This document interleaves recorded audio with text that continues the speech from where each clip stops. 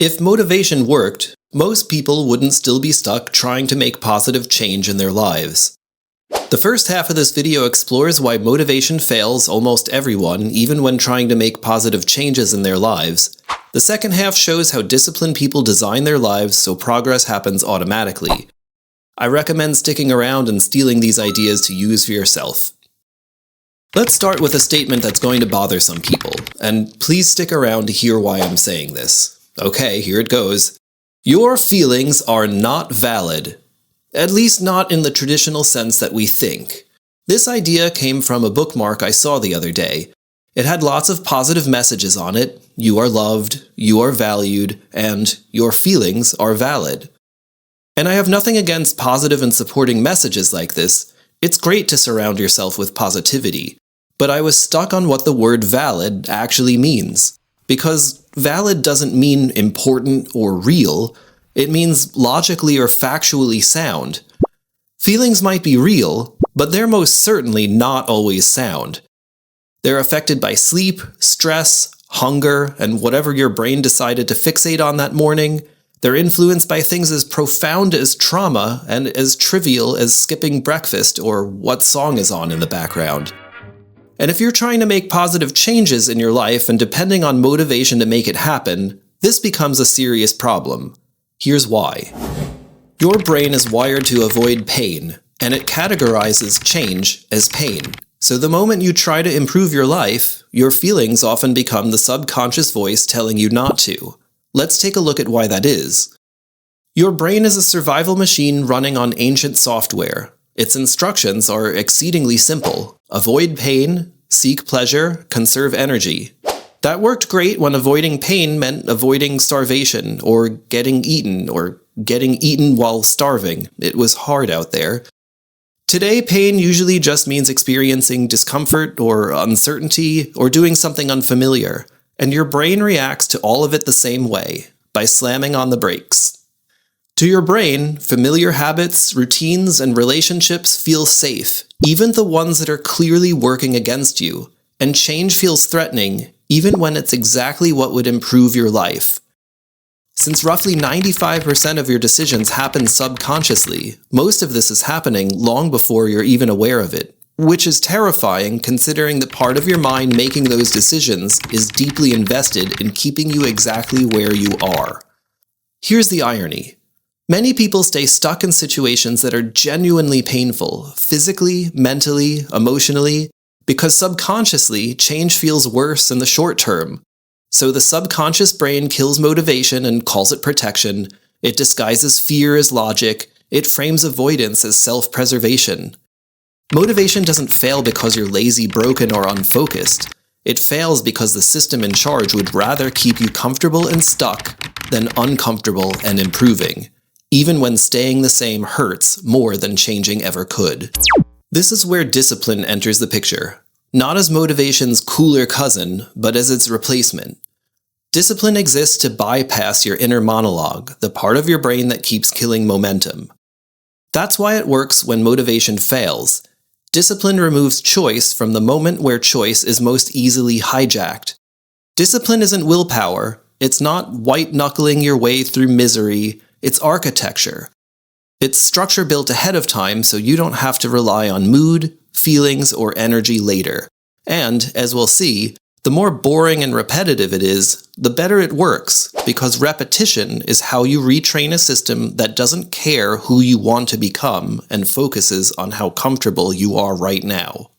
Discipline works because it treats feelings as irrelevant data. Not wrong, just irrelevant. Feelings exist, they just don't get a vote.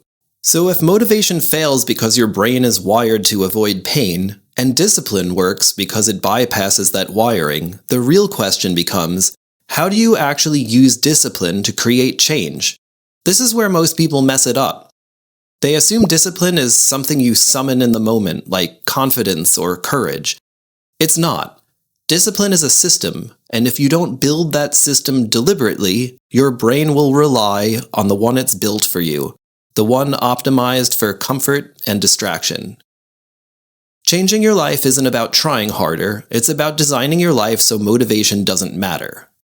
Alright, so stick around. In the second half of this video, I'll walk through 4 discipline principles and how to apply them yourself. You'll learn practical ways to design your life so change stops depending on how you feel. There's plenty of stuff to steal here and use for yourself. I make content designed to help people. If you find this content helpful so far and you want more, or if you want to help this information reach other people who might really benefit from it, leaving a like or subscribing to the channel genuinely helps. Principle 1. You are what you repeat. Most people think identity comes first. Once I feel motivated, I'll act motivated. Disciplined people know it works the other way around. They don't wait to feel like a certain kind of person before acting. They repeat the same behaviors often enough that their identity slowly aligns to match what they do.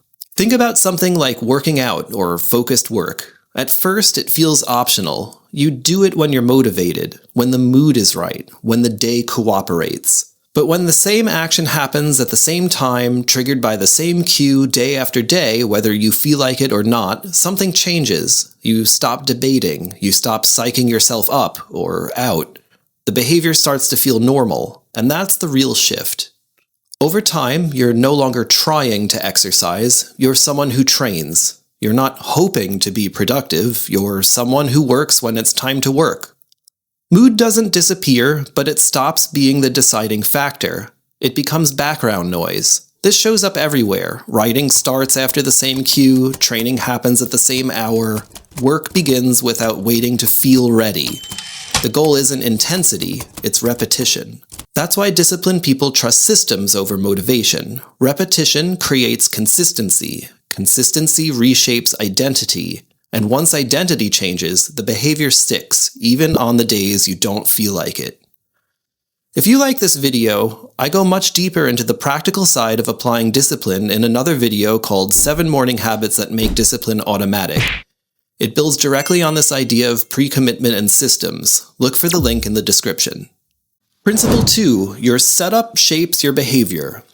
Here's the truth most people miss. You're not choosing most of your behavior, you're drifting into it.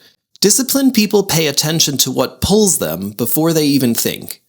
They know most actions aren't driven by intention or willpower, they're driven by whatever is familiar, easy, and right in front of them. So instead of trying to be stronger, they change what they're surrounded by. Their phone, their apps, their space, and the people and whatever other distractions that quietly steal their attention. Think about your phone in the morning. If it's the first thing you touch when you wake up, your day starts in reaction mode. Messages, news, notifications, other people's priorities and emergencies. Your attention is already gone before the day even begins.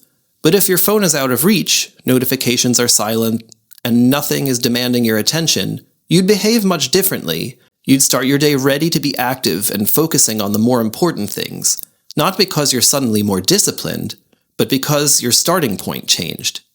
And that one change has immediate effects. More mental space, more focus, more control over your time. But it also compounds. Over the weeks and months, you start building days that feel calmer, more intentional, and easier to manage. Other examples of applying this principle include healthy food is already prepared and visible. Junk food just isn't in the house at all. Important work is placed where you can't ignore it. Distractions take extra steps to reach. This is how disciplined people stay consistent. They don't fight bad days with willpower. They set things up so the right behavior is the easiest one, especially when energy is low. Principle 3. Discipline removes choice. Here's the simplest way to think about discipline. Disciplined people don't make better decisions than everyone else. They make fewer decisions. They decide in advance how parts of their day will run, and when the moment comes, they don't renegotiate, they just follow the plan they already made. That matters because most inconsistency doesn't come from laziness, it comes from decision fatigue. The more choices you leave open, the more chances your brain has to talk you out of doing what you said you'd do. Let me give you an example. Think about getting out of bed when the alarm goes off. If you lie there and start debating, 5 more minutes, I didn't sleep well, you train your brain to negotiate with your own plans. And once that negotiation starts, it doesn't stay in bed, it follows you into skipped workouts, procrastination, and more negotiation throughout the day. But when the rule is simple, When the alarm goes off, I'll get up. Something different happens. There's no drama, no inner argument, and over time your brain starts learning a new identity. I'm someone who does what I'll say I'll do. That payoff feels small in the moment, but it compounds over time. This same idea shows up everywhere. Work starts at the same time every day, workouts are scheduled ahead of time, meals are planned before you're hungry. You're not relying on motivation or how you feel, the structure handles those moments for you. That's how discipline actually works in real life. It doesn't ask you to be strong all day. It removes the situations where strength would be required in the first place. And the fewer choices you leave open, the more consistent your behavior becomes, until change stops feeling hard and starts feeling inevitable. Principle 4. Discipline works because it's boring. Most people think habits fail because they're too hard to repeat. In reality, they fail because people don't break their target habit down into boring, repeatable systems. Disciplined people make their routines predictable, and then they leave them alone. No constant tweaking, no waiting to feel inspired, no scouring the internet for more productivity hacks. I lost hours to that one. Think about starting work. A lot of people wait for the right mood, the right music, the right mental state. And when that feeling doesn't show up, nothing happens. Disciplined people do the opposite. When the clock hits a certain time, they start. Same time, same process, every day. The routine is intentionally plain. And that boredom is the point. Motivation feeds on novelty. Discipline does the opposite. When routines don't change, your brain stops treating them like a threat or a negotiation. There's nothing new to react to. Resistance fades. What once felt hard starts to feel automatic. Training follows a simple, repeatable pattern. Mornings run the same order. Work begins the same way each time. The goal isn't excitement, it's familiarity. That's why boring discipline lasts. When habits stop requiring emotional buy-in, they survive bad moods, low energy, and ordinary days, and that's what makes change inevitable. So if there's one thing to take away from all of this, it's this. Change doesn't become real when you feel ready for it. It becomes real when your life is set up so the right actions happen more often than the wrong ones. You don't need more motivation, you need fewer decisions, better setups, boring routines, and repetition that's consistent enough to change who you are. When those pieces are in place, progress stops being a matter of willpower. It's just the natural outcome. And at that point, change isn't something you keep trying to force. It's something that happens whether you feel like it or not.